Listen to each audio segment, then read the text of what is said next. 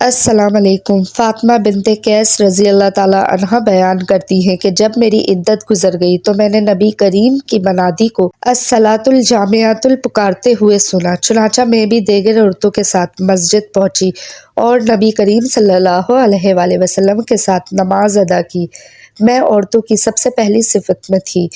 نبی کریم صلی اللہ علیہ وآلہ وسلم نماز سے فراغت کے بعد منبر پر تشریف لائے اور آپ صلی اللہ علیہ وآلہ وسلم ہنس رہے تھے۔ پھر فرمایا، ہر کوئی اپنی نماز کی جگہ پر ہی بیٹھا رہے۔ پھر آپ صلی اللہ علیہ وآلہ وسلم نے فرمایا، تم لوگوں کو معلوم ہے کہ میں نے تمہیں کیوں اکٹھا کیا ہے؟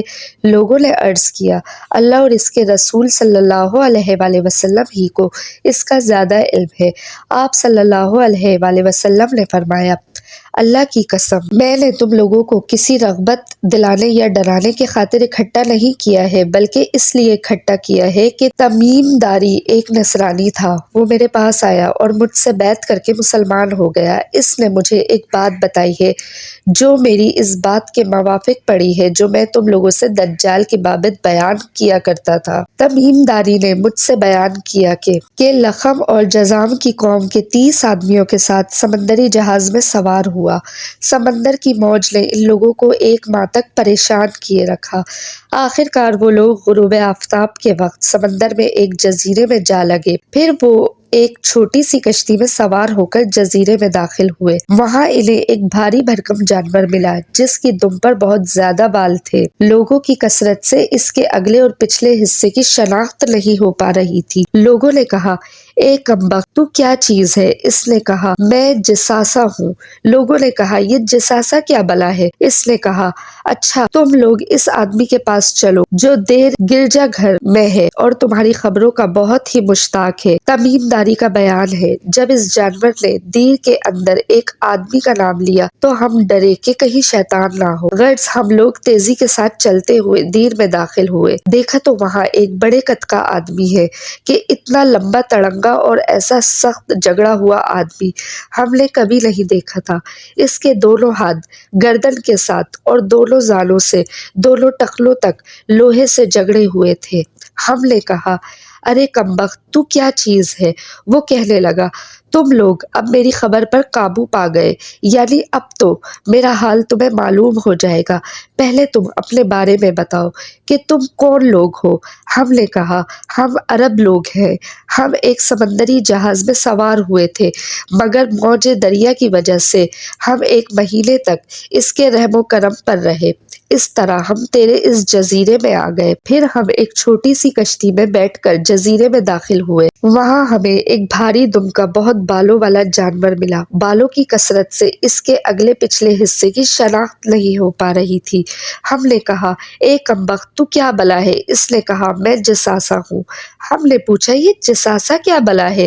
اس نے کہا، تم لوگ اس آدمی کے پاس چلو جو دیر کے اندر ہے اور وہ تمہاری خبر کا بے حد مشتاق ہے۔ چنانچہ ہم لوگ تیری جانب تیزی کے ساتھ دوڑتے ہوئے آن پہنچے اور ہم ڈرے کہ کہیں بھوت پریت نہ ہو۔ پھر زنجیروں میں جگڑے ہوئے اس آدمی نے کہا، اچھا، تم لوگ مجھے بیسان فلسطین کی ایک بستی کے نخلستان کے بارے میں تو بتاؤ۔ ہم نے کہا، اس نخلستان میں تو کیا پوچھنا چاہتا ہے؟ اس نے کہا، میں اس کے نخلستان کے بارے میں پوچھتا ہوں کہ کیا وہ پھلتا ہے؟ ہم نے کہا، ہاں، پھلتا تو ہے۔ اس نے کہا، اب عنقریب وہ نہیں پھلے گا۔ پھر اس نے کہا، مجھے طبرستان کے سمندر کے بارے میں بتاؤ۔ ہم نے کہا، اس کے بارے میں کیا پوچھنا چاہتے ہو؟ اس کے بارے میں کیا پوچھنا چاہتے ہو؟ اس نے کہا، کیا اس میں پانی ہے؟ ہم نے کہا، ہاں، اس میں تو بہت زیادہ پانی ہے۔ اس نے کہا، عنقریب اس کا پانی سوکھ جائے گا۔ پھر اس نے کہا، مجھے زغر ملک شام کا ایک شہر جس کے چشمے کے متعلق معلومات دو۔ ہم نے کہا، اس کے بارے میں کیا معلومات چاہتے ہو؟ اس نے پوچھا، کیا اس چشمے میں پانی ہے اور کیا اس چشمے کے باشندے اس کے پانی سے کھیتی کرتے ہیں؟ ہم نے بتایا، ہاں، اس میں تو ابھی بہت پانی ہے اور وہاں کے باشندے اس پانی سے کھیتی باڑی کرتے ہیں۔ پھر اس نے ہم سے پوچھا مجھے عرب کے نبی کے بارے میں بتاؤ۔ ہم نے بتایا وہ مکہ سے نکلے اور مدینے گئے۔ اس نے کہا کیا عرب نے اس نبی کے ساتھ لڑائی کی؟ ہم نے کہا ہاں۔ اس نے کہا نبی نے عربوں کے ساتھ کیا کیا؟